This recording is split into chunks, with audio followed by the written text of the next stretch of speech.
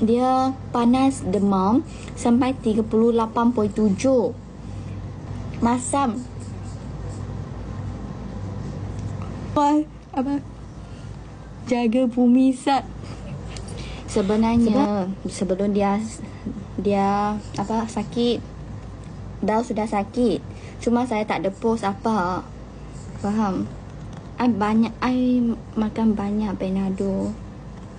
Lepas tu mana-mana tahu. Siap lagi. Siap lagi tahu apa letak gambar ketua apa jaga bumi sat. Sebab kita memang gaduh. Kita memang gaduh dah lama dah. Bukan influenza. First dia demam. I bawa dia pergi mana? Klinik dulu. Tak mau pi. I cakap cepatlah nak balik dah. Tak mau turun. Berapa? Dua klinik. Tak mau turun. 2. Ketiga baru dia turun tau. Ya. Lagi cucuk. Tak mau pi. Merajuk lah. Last I bawa dia balik rumah dah. I pergi meeting. Lepas tu meeting I call dia. Okay, kalau okay I nak terus balik dah. Mana-mana tau. Lagi panas dia cakap tak boleh tahan. Thank you. Tak boleh tahan. Lepas tu I call Syami. I dengan Syami teman I bawa dia pergi my hospital. Lepas tu masa tu sudah pukul berapa dah? Pagi 6. Dia nak manja. Tapi dia tak mau mengaku.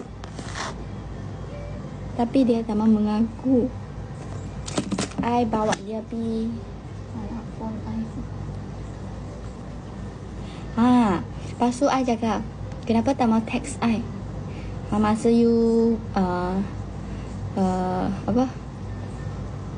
masa tu dia demam. Dia cakap nak nampak keras mah. Tapi dia ingin nak saya macam tanya dia okey ke.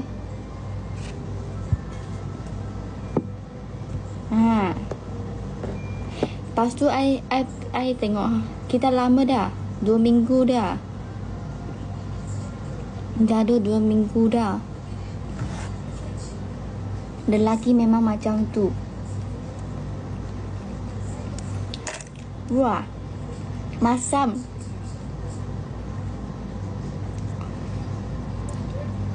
Bukan influenza. Masa tu dia panas demam sampai 38.7. Dah terkejut dah sebab I takut. Sudah cuci dah. I takut sangat.